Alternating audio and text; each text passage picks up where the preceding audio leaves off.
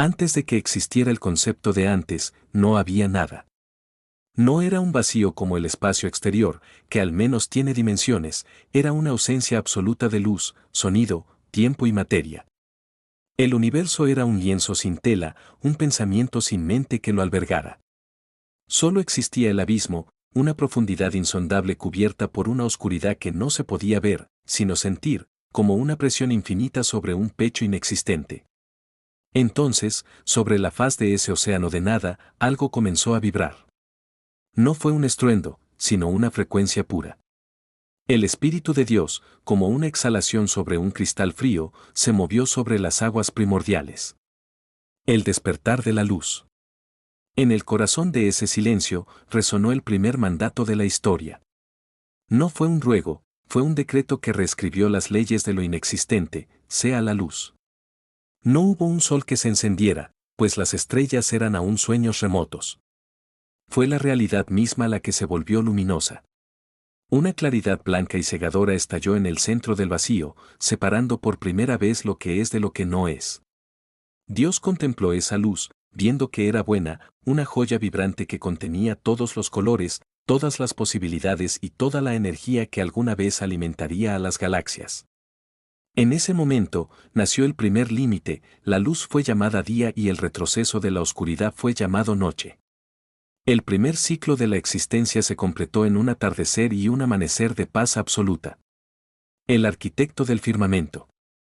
Al segundo día, la creación comenzó a ganar peso y estructura. El caos líquido que envolvía todo fue dividido. Dios pronunció una palabra de orden y una expansión majestuosa, el firmamento se elevó como una cúpula de cristal infinito. Esta bóveda separó las aguas de la eternidad de las aguas que pronto formarían los mares. El cielo nació entonces, no como un vacío, sino como un escudo azulado, un espacio de aire puro donde la vida algún día encontraría aliento. El surgimiento de los gigantes de roca y verde. El tercer día fue de una violencia geométrica y una belleza orgánica. Bajo el cielo recién estrenado, las aguas que cubrían el mundo comenzaron a rugir. Remolinos colosales agitaron la superficie mientras la tierra, escondida en las profundidades, recibía la orden de emerger. Las montañas rasgaron el océano como hombros de gigantes que se ponen en pie, y el agua, obediente, se retiró a las cuencas, formando los océanos, los mares y los ríos que serpenteaban como venas de plata. Pero la tierra era ocre y silenciosa. Dios miró el barro y la roca y ordenó que la vida vegetal brotara. En un parpadeo de tiempo, el mundo se vistió. No fue un crecimiento lento, fue una explosión de color. El musgo tapizó las rocas, la hierba extendió su alfombra esmeralda por los valles, y los árboles frutales hundieron sus raíces con un crujido sordo, extendiendo sus ramas hacia el cielo, cargados de promesas de alimento y sombra.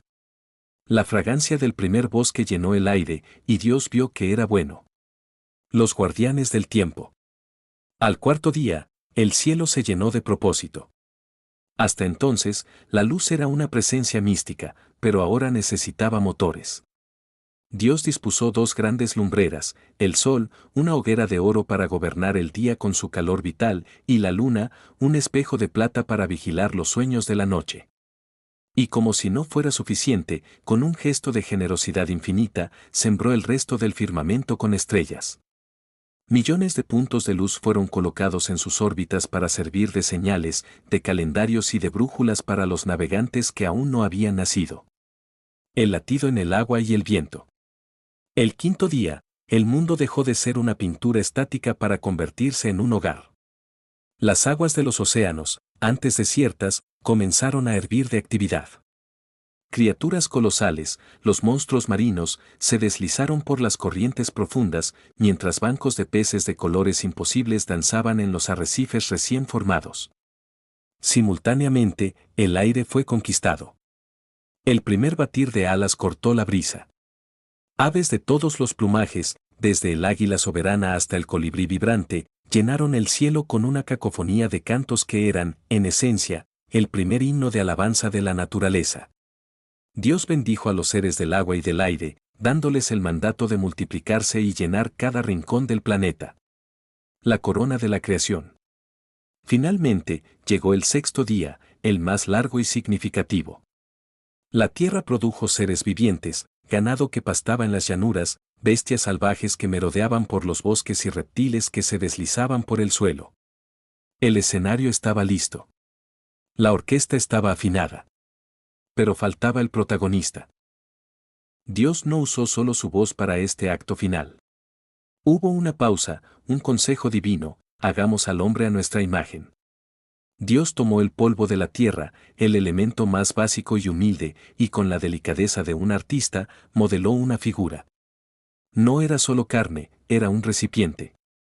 Dios se inclinó sobre esa forma de barro y sopló en sus narices el aliento de vida. En ese instante, los pulmones de Adán se expandieron por primera vez. Sus ojos se abrieron y lo primero que vieron fue el rostro de su Creador. Poco después, para que la plenitud fuera completa, de la esencia de Adán surgió Eva, su igual, su compañera de alma. Se les entregó el dominio sobre todo lo creado, no como tiranos, sino como jardineros y guardianes de un paraíso llamado Edén. Cuando el sol del sexto día se ocultó, Dios miró todo lo que había hecho. Ya no solo era bueno en gran manera. El séptimo día, el universo guardó silencio, no por cansancio, sino por satisfacción, estableciendo el descanso como el sello final de la perfección. El jardín del Edén era una sinfonía de sentidos. El aire olía a jazmín y tierra húmeda, y los ríos, el Pisón, el Gión, el Hiddekel y el Eufrates, fluían con un murmullo que parecía una risa constante. Adán y Eva caminaban entre los árboles con una libertad que hoy no podemos ni imaginar. No conocían la vergüenza, no conocían el miedo, y sus cuerpos, desnudos y perfectos, estaban envueltos en una luz de inocencia que los hacía brillar. En el centro exacto del paraíso, sin embargo, se alzaban dos centinelas vegetales, el árbol de la vida y el árbol del conocimiento del bien y del mal. Sobre este último pesaba la única restricción del universo: de todo árbol del huerto podrás comer, mas del árbol de la ciencia del bien y del mal no comerás, porque el día que de él comieres, ciertamente morirás. El susurro entre las hojas. La tragedia no comenzó con un trueno, sino con una pregunta. La serpiente, la más astuta de todas las criaturas salvajes, no atacó con colmillos, sino con palabras. Se deslizó por las ramas del árbol prohibido, sus escamas centelleando como gemas bajo la luz filtrada, y encontró a Eva. ¿Con qué Dios os ha dicho: no comáis de todo árbol del huerto?, preguntó con una voz que era pura seda y veneno. La pregunta era una trampa. No buscaba información, buscaba sembrar la duda. Eva, confiada, corrigió a la criatura, recordándole la advertencia divina sobre la muerte. Pero la serpiente siseó una respuesta que cambiaría el curso de la historia. No moriréis, sino que sabe Dios que el día que comáis de él, serán abiertos vuestros ojos, y seréis como Dios, sabiendo el bien y el mal. Esa fue la semilla. La promesa no era un fruto dulce, sino el poder. La idea de que Dios les estaba ocultando algo, de que había un nivel de existencia superior al que podían acceder por su cuenta, comenzó a arder en la mente de la mujer. El acto de desafío. Eva miró el árbol con ojos nuevos. Ya no veía un límite sagrado, sino un objeto de deseo. El fruto parecía más brillante, más jugoso, más necesario que cualquier otro en el jardín. Era bueno para comer, era hermoso a la vista y, sobre todo, prometía sabiduría. En un instante de silencio absoluto, donde incluso el viento pareció detenerse, Eva extendió la mano, arrancó el fruto y lo mordió. Luego, se lo dio a Adán, quien estaba con ella. Él no fue engañado por la serpiente, él eligió, plenamente consciente, compartir el destino de su compañera. En el momento en que el jugo del fruto tocó sus lenguas, el mundo se fracturó. El despertar de la vergüenza. No hubo una explosión, pero algo murió dentro de ellos. Sus ojos se abrieron, sí, pero no para ver la gloria divina, sino para ver su propia desnudez. De repente, el cuerpo del otro ya no era un regalo sagrado, sino algo que los hacía sentir vulnerables y expuestos. El frío de la autoconciencia los golpeó. Desesperados, cosieron hojas de higuera para cubrirse, intentando ocultar con plantas lo que habían perdido en el espíritu. Al atardecer, escucharon el sonido que siempre había sido su mayor alegría, los pasos de Dios caminando por el jardín al aire del día. Pero esta vez, el sonido les provocó terror. El hombre y la mujer se escondieron entre los árboles más densos, intentando desaparecer de la vista del infinito. ¿Dónde estás tú?, llamó la voz del Creador. No era una pregunta de ubicación, sino de condición. Cuando Adán finalmente salió, confesó su miedo debido a su desnudez. La verdad salió a la luz, la confesión de la falta, seguida inmediatamente por la culpa compartida. Adán culpó a la mujer y, sutilmente, a Dios por dársela, y la mujer culpó a la serpiente. El juicio y la promesa. Dios pronunció entonces las sentencias que definirían la experiencia humana. A la serpiente, la maldijo a arrastrarse y a una enemistad eterna con la estirpe humana. A la mujer, le advirtió que el dar vida vendría acompañado de dolor. Al hombre, le anunció que la tierra, antes generosa, ahora produciría espinos y cardos, y que ganaría el pan con el sudor de su frente. Pues polvo eres, y al polvo volverás, fue el recordatorio de su nueva mortalidad. Pero incluso en la justicia, hubo misericordia. Dios mismo vistió a la pareja con túnicas de pieles, el primer sacrificio de sangre para cubrir el pecado, y les hizo una promesa críptica sobre una simiente de la mujer que algún día aplastaría la cabeza de la serpiente. El exilio. El capítulo termina con la imagen más triste de la historia antigua. Para evitar que el hombre, ahora caído, tomara también del árbol de la vida y viviera eternamente en su estado de pecado, Dios los expulsó del Edén. Adán y Eva caminaron hacia el este, sintiendo por primera vez el peso de la gravedad y el rigor del clima. Detrás de ellos, en la puerta del jardín, quedaron los querubines y una espada encendida que giraba en todas direcciones, guardando el camino. El paraíso se convirtió en un recuerdo, y frente a ellos se extendía un mundo vasto, salvaje y difícil, donde tendrían que aprender a vivir lejos de la presencia directa de su Padre, esperando el día en que el camino de regreso fuera abierto una vez más. La corrupción no era un simple error, era una enfermedad que se filtraba en cada pensamiento del corazón humano. El texto antiguo relata que le dolió a Dios en su corazón haber hecho al hombre. Sin embargo, en medio de esa marea de sombras, existía una anomalía, un hombre llamado Noé. Noé no era perfecto, pero era íntegro en sus generaciones, alguien que aún caminaba en una frecuencia distinta, manteniendo el eco de la justicia en un mundo que la había olvidado. El diseño de la salvación. Un día, el silencio de la oración de Noé fue roto por una voz que no traía promesas de paz, sino de juicio. He decidido el fin de todo ser, retumbó la voz divina.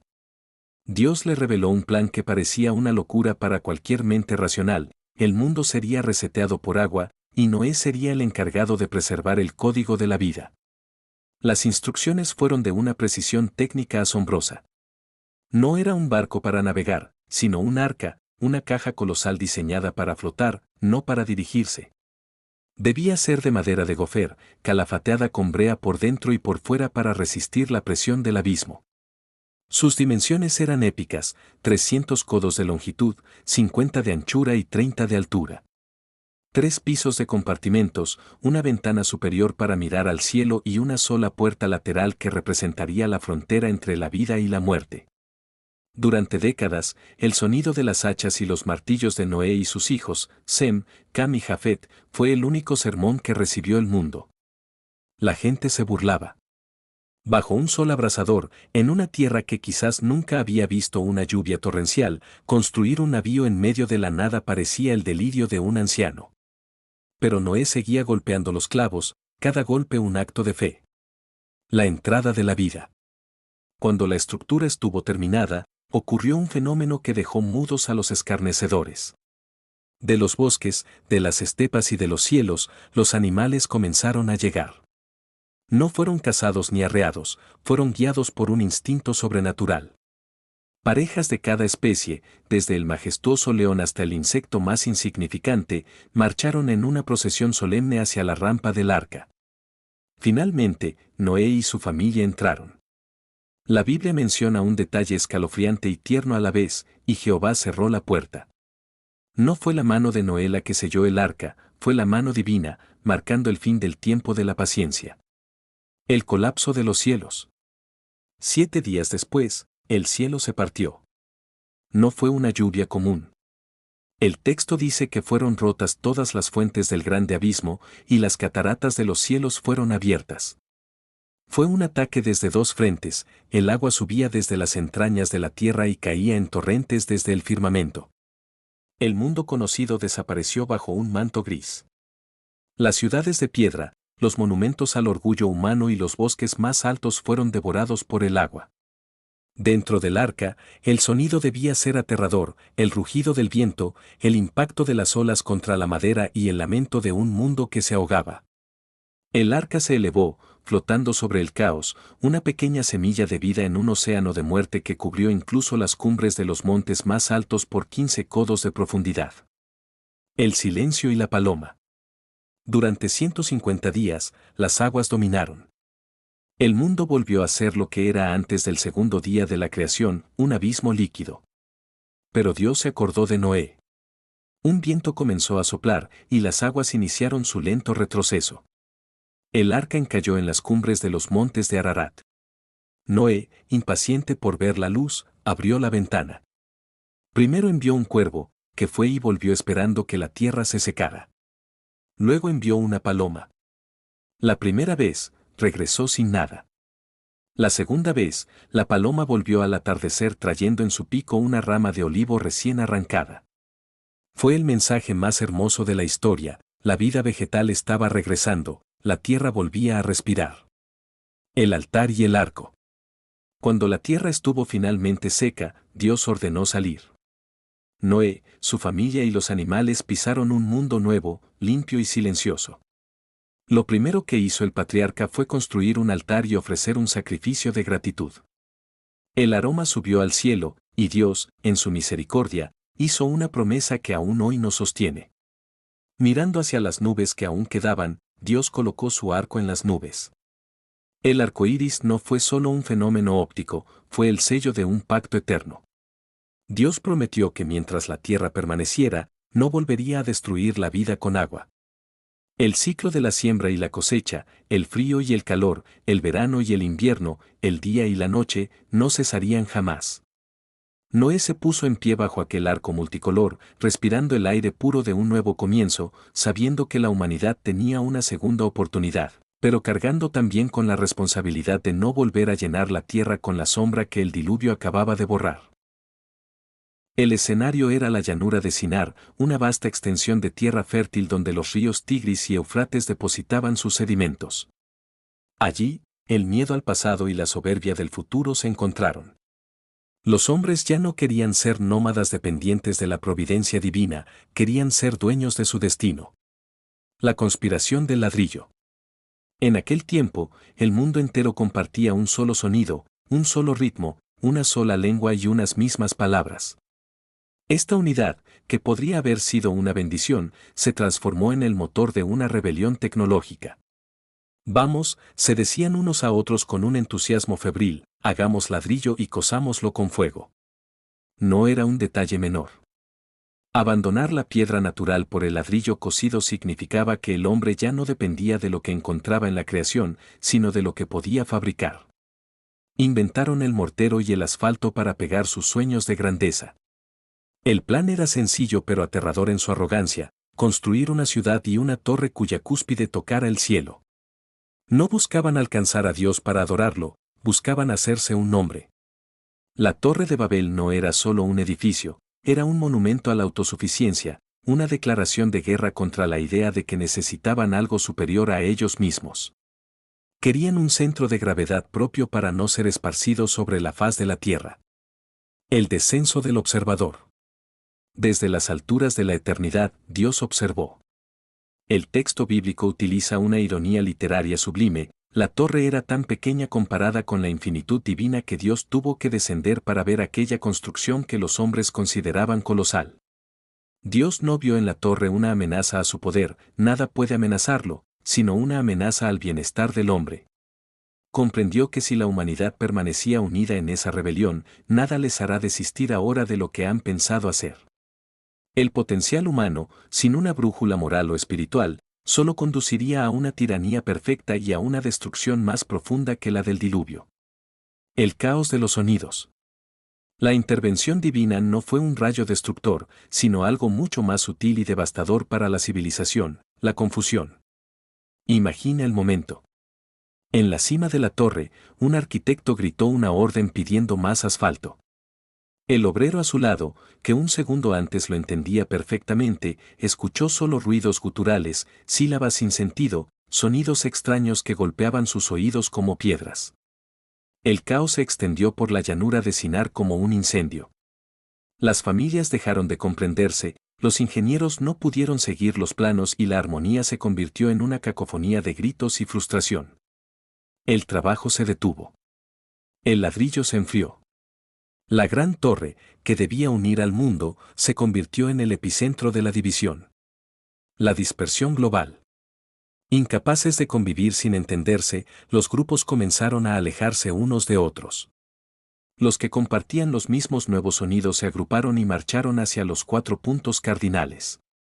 Aquellos que soñaban con ser un solo bloque bajo un solo nombre, terminaron siendo miles de tribus dispersas, cada una con su propia cultura, su propio miedo y su propio idioma. La ciudad recibió el nombre de Babel, que significa confusión. Las ruinas de la torre quedaron como un esqueleto de barro y soberbia, un recordatorio silencioso de que cuando el hombre intenta escalar el cielo por sus propios medios, termina perdiendo incluso la capacidad de hablar con su hermano. El mundo se volvió un lugar vasto y extraño, lleno de fronteras invisibles trazadas por la lengua, esperando el momento en que una voz diferente, la voz de la fe, volviera a llamar a la humanidad hacia un propósito mayor. Abraham no era un conquistador, ni un constructor de torres, ni un profeta de renombre. Era un hombre de mediana edad, rico en ganado pero pobre en esperanza, pues su esposa, Sarai, era estéril. En una cultura donde la descendencia lo era todo, su linaje era un callejón sin salida, una rama seca en el árbol de la humanidad. El susurro que rompió el silencio. Mientras el mundo se arrodillaba ante los templos de la luna en Ur, una voz que no pertenecía a este mundo atravesó el ruido del mercado y el humo de los altares paganos. No fue una sugerencia, sino un mandato que exigía un desarraigo total. Vete de tu tierra y de tu parentela, y de la casa de tu padre, a la tierra que te mostraré. La orden era aterradora. En la antigüedad, dejar el clan y la ciudad natal era equivalente a una sentencia de muerte o a la pérdida de la identidad. Pero la voz no venía sola, traía una promesa que desafiaba la lógica biológica: haré de ti una nación grande, y te bendeciré, y engrandeceré tu nombre, y serán benditas en ti todas las familias de la tierra.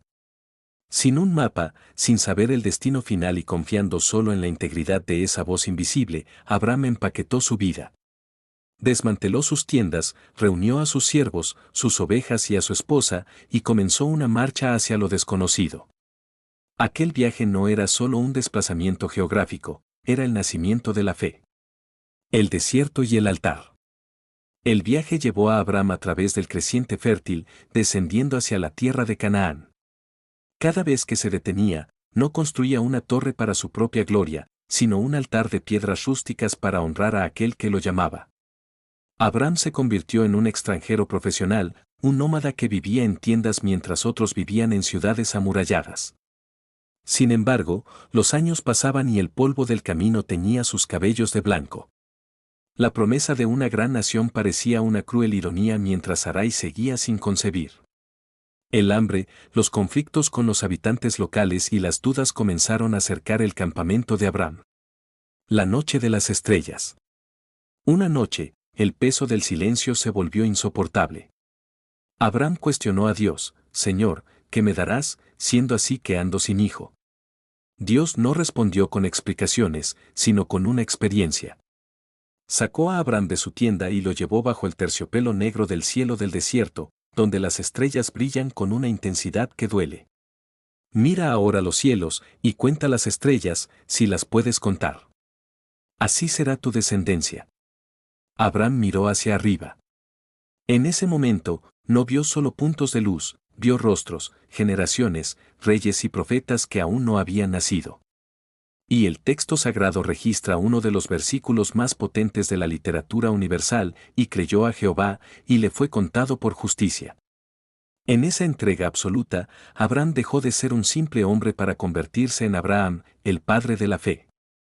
El sello de la eternidad. La prueba final de este capítulo no fue el viaje, sino la paciencia. A los 100 años de Abraham y 90 de Sara, nombres ya cambiados por decreto divino, ocurrió lo imposible, el sonido de un llanto de bebé rompió la quietud de la tienda. Lo llamaron Isaac, que significa risa, porque Sara se había reído de incredulidad y ahora se reía de puro gozo.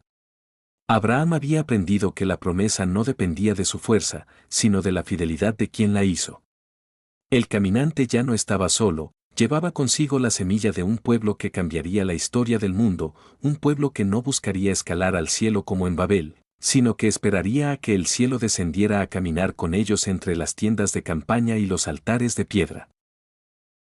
José era el 11º hijo de Jacob, el preferido, el hijo de la vejez y de su amada Raquel.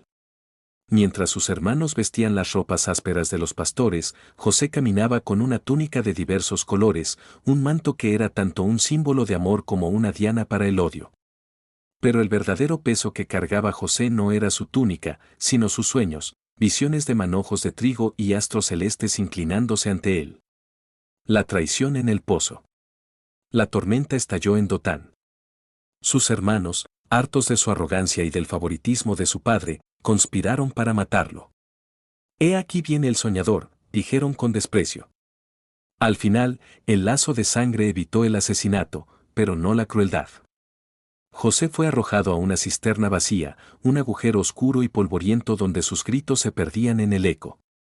Horas después, fue sacado de la tierra solo para ser vendido como una mercancía a una caravana de ismaelitas que se dirigían a Egipto. Por 20 piezas de plata, el heredero de la promesa se convirtió en un objeto, un esclavo destinado a los mercados de Memphis. Del palacio a la mazmorra. En Egipto, la vida de José fue una montaña rusa de gracia y desgracia. Fue comprado por Potifar, capitán de la guardia del faraón. José, dotado de una integridad inquebrantable, prosperó. Dios estaba con él, y pronto todo lo que tocaba florecía, hasta convertirse en el administrador de toda la casa. Sin embargo, su atractivo y su éxito atrajeron la atención indeseada de la esposa de Potifar.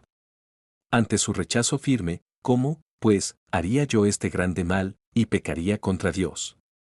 Ella lo acusó falsamente de intento de violación. José, una vez más traicionado, cambió sus vestiduras de seda por las cadenas de una prisión real.